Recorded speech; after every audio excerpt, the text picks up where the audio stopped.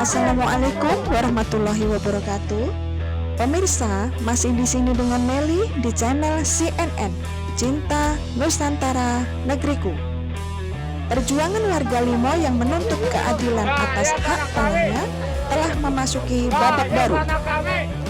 Merasa haknya dirampas oleh PT yang baru datang pada saat akan ada pembayaran dari pihak tol, warga pemilik tanah beraksi keras, menggelar aksi unjuk rasa menuntut keadilan sebagai pemilik lahan sejak tahun 1995 untuk segera diselesaikan pembayarannya.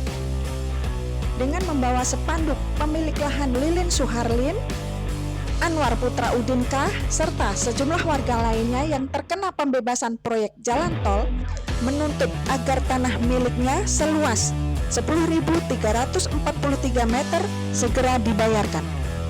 Koordinator Tim Kuasa Hukum Yakub T. Saragih yang juga selaku Direktur Firma Hukum Abdi Nusantara telah mengambil langkah hukum dengan melaporkan ke Polda Metro Jaya terkait dugaan pemalsuan peta bidang. Yuk pemirsa, kita dengarkan statement dari warga yang melakukan unjuk rasa menuntut tanahnya segera mendapatkan pembebasan proyek jalan tol. Saya sudah menguasai lahannya atau fisik sekitar tahun 1995 ya. Sampai detik ini kita masih tinggal di lokasi tersebut. Karena dari tanah leluhur nenek moyang kita memang sudah dari awal kita tinggal di sini. Jadi kami sebagai keluarga besar di sini, warga Limo, kami punya orang tua Bapak Udin, Ibu Lin dan Pak Rojan, dibantu oleh kuasa hukum kami dari firma hukum ya, dengan Pak Yakub T. Saragih dan rekan. Kami ingin hak-hak kami segera dibayarkan atau diselesaikan dengan jalan seadil-adil dan sebijaksana oleh Bapak Negara, yaitu Bapak yang mulia Bapak Presiden Joko Widodo. Harapan kami sangat besar ya, terutama kepada Bapak Presiden ya. Sekali lagi saya mohon bahwa tanah kami segera, hak kami segera diselesaikan atau dikembalikan dan dibayarkan sesuai peraturan yang berlaku di Indonesia. Ya, terima kasih. Belum selesai juga tanah di sini. Bagaimana mau selesai kalau permainan ini tidak diberesin? Permainan ini kan semuanya didukung dari atas. Saya mohon deh, kembalikan hak kami. Saya mohon itu. Jangan mengambil hak yang bukan haknya. Nggak enak matinya nanti. Percaya saya. Terima kasih. Ketidakadilannya di mana sampai saat ini? Keadilannya saat ini memang kita kerasa banget ya. Karena apa? Kita dilempar sana, lempar sini. Tapi jawabannya ya nanti ini kita nggak berani bertindak karena pesanan dari atas. Siapa? Tapi bagi warga sendiri sebenarnya mendukung untuk pembangunan. Kalau pembangunan di sini kita semua pasti akan mendukung karena kita negara di Limo ini akan berkembang. Gitu. Hasil pengukuran lahan dari BPN gitu. Saat ini dari BPN sudah 2 kali, sama sekali juga tidak ada hasilnya. Nanti. Pada, iya. Mereka belum membuat laporan. Iya. Saya juga bingung. Kenapa? Kalau kita tanya, mereka jawab. Ya itu tadi, mungkin mereka pikir orang kecil ini bisa dimainin. Orang kecil kan punya hak. Warga sendiri menduga di sini ada permainan dari mafia tanah ya. Pasti sudah kelihatan jelas. Itu permainannya sangat-sangat jelas. Dari tingkat atas sampai tingkat bawah. Sampai tingkat bawah. Yang harus dibayarkan itu banyak ya Bang ya? Ya, sekitar 61-an miliar lah. Kerugian negara juga banyak loh, banyak sekali. Artinya ada potensi kerugian negara. 100 lebih loh keluarga negara. 114 miliar lebih. 114 Ada potensi. miliar. Potensi. Nah kalau Pak Jokowi tidak memberantas ini mafia, tidak akan pernah adil. Tidak pernah adil. Dan negara ini besar bukan karena PT, tapi karena rakyat. Nanti kalau rakyat sudah marah, saya tidak tahu harus berbuat. Terima kasih. Bersyukur hari ini kita masih bisa dikasihkan kesehatan kepada kita semuanya. Jadi saya dan rekan-rekan selaku pendamping dari Pak Anwar Purin CS. Jadi proses yang sedang kita lakukan, yang pertama kita sudah lapor polisi secara pidananya, kemudian proses-proses hukum lainnya. Di samping juga kita masih menunggu karena masih ada kewajiban BPN untuk menyelenggarakan mediasi sekali lagi. Setelah sebelumnya kemarin dilakukan identifikasi fisik. Dari pihak kepolisian juga kemarin sudah melakukan identifikasi terhadap laporan kita yang dugaan adanya pemalsuan dokumen, dalam hal ini peta bidang yang dibuat setelah peta bidang yang sebelumnya udah firm, udah fix begitu kan. Nah kemudian urutannya kan begini. Jadi sebenarnya pengadaan tanah ini itu kan sudah dimulai dari sejak 2006-2007.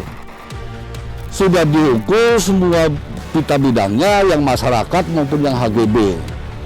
Terkait dulu ada permasalahan perolehan tanah HGB PT Wisma Mas yang belum dibayar, yang ada blokir dari lurah. Itu sudah yang sebetulnya kewajiban BPN sudah dibantu oleh tim pengadaan tanah oleh P2T waktu itu. Dipanggil semua pihaknya dan sepakat bersama-sama diukur dan keluar peta bidangnya, tidak ada satupun yang keberatan. Itulah yang diumumkan dalam peta bidang 167/2008 tanggal 21 Mei 2008. Nah, menurut tahapannya pengadaan tanah, seharusnya langkah berikutnya adalah memberikan penilaian.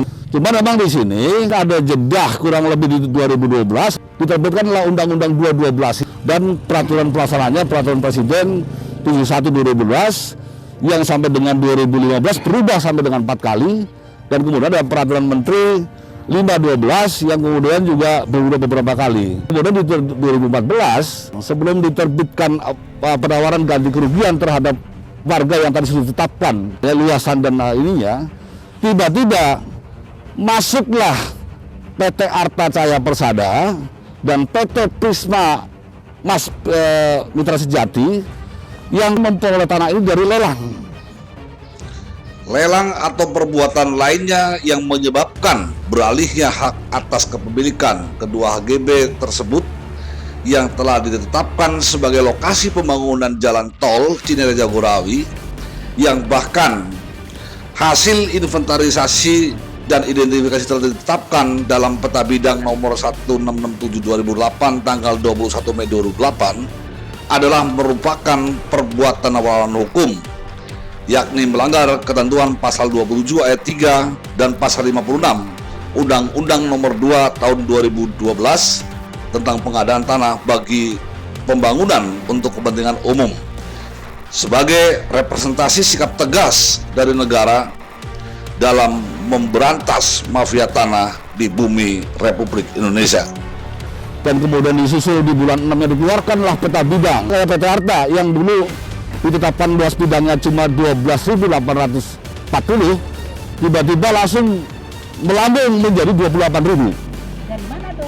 Nah, dan kenyataannya tidak pernah dilakukan identifikasi fisiknya, jadi hanya membuat kertas di atas meja aja begitu. Nah, bersyukur waktu itu kemudian Ketua P2T pada saat mengeluarkan penawaran ganti kerugian mengabaikan itu. Jadi pada tanggal 26 Desember 2014 P2T tetap menerbitkan ganti kerugian itu berdasarkan hasil ukur 21 Mei 2008 dan tetap diterbitkan atas nama PT Wisma Mas. Penyelenggaranya, pelaksananya masih tegak penegakan aturan. Setelah ini berpindahlah pelaksananya kepada BPN selaku Ketua Pelaksana Pengadaan Tanah. Di sini jadi kacau semuanya itu. Jadi menurut ketentuannya juga sebetulnya terhadap bidang tanah yang sudah ditetapkan ganti kerugiannya hanya karena terlampau kecil waktu itu kan di 2014 itu. Seharusnya tinggal ditindaklanjuti dengan melakukan penilaian oleh penilai pertanahan sebagaimana dimaksud dalam pasal 55A Peraturan Menteri Agraria dan Tata Ruang BPN Republik Indonesia nomor 6 tahun 2015.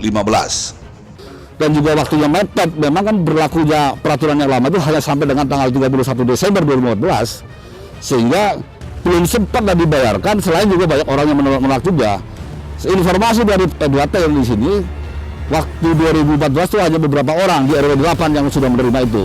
Jadi yang kalau saya lihat perhatikan bersama fakta-fakta yang ada setelah dua PT ini ditolak atau tidak diakui oleh P2T di 2014 itu, mulai 2012 mereka mulai menguasai fisik di sini, ya, di semua fisik-fisiknya dan patok-patok tanda batasnya hilang semuanya.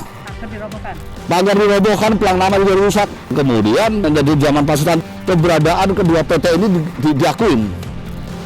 Jadi kepemilikannya maupun luas peta bidang yang tadi muncul ajaib itu disahkan, diakuin. Sehingga kan mau tidak mau harus memenuhi kan kuota kekurangan luasnya itu yang kurang lebih untuk PT Arta aja kurang lebih 1,6. Nah setelah itulah kemudian seolah dilakukan pemutahiran data. Tapi bagaimana mungkin akan dilakukan pemutaran data terhadap objek yang sudah ada batasnya? Satu. Yang kedua pada faktanya Pemutahiran data sudah ditentukan bidang-bidangnya ada di sana. Ternyata ini nggak diukur. Karena apa? Karena pihak PT marah-marah keberatan, sehingga tidak dilakukan pengukuran. Justru terhadap objek tanah punya Bu Lilin, ada 6 objek itu yang tidak terdaftar sebagai objek pemutahiran, justru tidak dilakukan pengukuran. Jadi saya bilang pengukuran sepihak. Harusnya pemutahiran harus betul-betul hadir semua di situ kan. Pemilik dalam artinya begitu. Singkat cerita dari itu semua Pak, tiba-tiba dikeluarkanlah peta bidang yang semua tanah masyarakat itu masuk ke dalam peta bidang mereka. Begitu Pak. Nah kemudian warga mengajukan keberatan, ditolak oleh Kepala Kantor Pertanahan Kota Depok yang juga selaku Ketua Pelaksana Pengadaan Tanah Tol Cijago.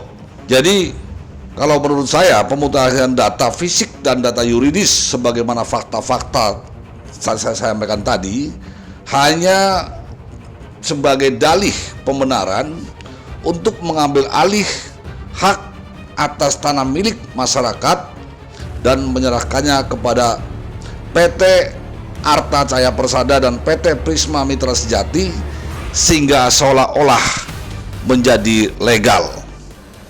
Saya kira itu,